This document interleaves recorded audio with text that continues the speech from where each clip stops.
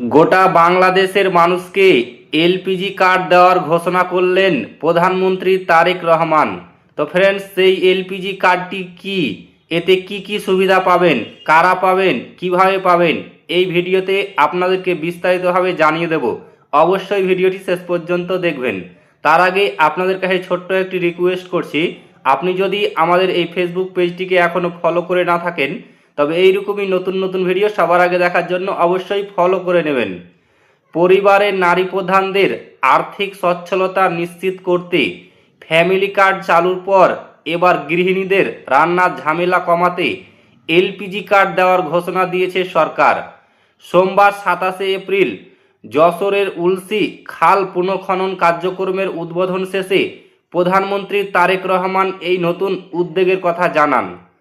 LPG card আসলে কি? LPG card হলো এমন একটি বিশেষ সুবিধা সম্বলিত কার্ড যার মাধ্যমে নিবন্ধিত পরিবারের নারী সদস্যরা রান্নাবান্নার জন্য সাশ্রয়ী মূল্য বা বিশেষ ভর্তুকিতে এলপিজি সিলিন্ডার গ্যাস সুবিধা পাবেন। মূলত রান্নার গ্যাস জ্বালানি সংগ্রহে মা বোনদের যে শারীরিক ও আর্থিক কষ্ট হয় তা দূর করাই এই কার্ডের প্রধানত লক্ষ্য।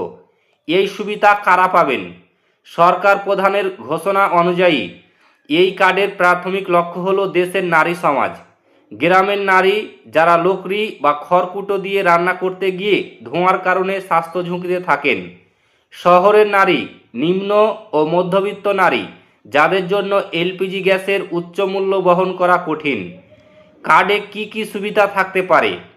যদিও পূর্ণাঙ্গ নীতিমালা প্রক্রিয়াধীন, তবে প্রধানমন্ত্রীর বক্তব্য অনুযায়ী এই কার্ডে যে বিষয়গুলি থাকার সম্ভাবনা রয়েছে সেইগুলি হলো, কার্ডের মাধ্যমে প্রতি মাসে নির্দিষ্ট পরিমাণ গ্যাস বা সিলিন্ডার সুবিধা পাওয়া যাবে।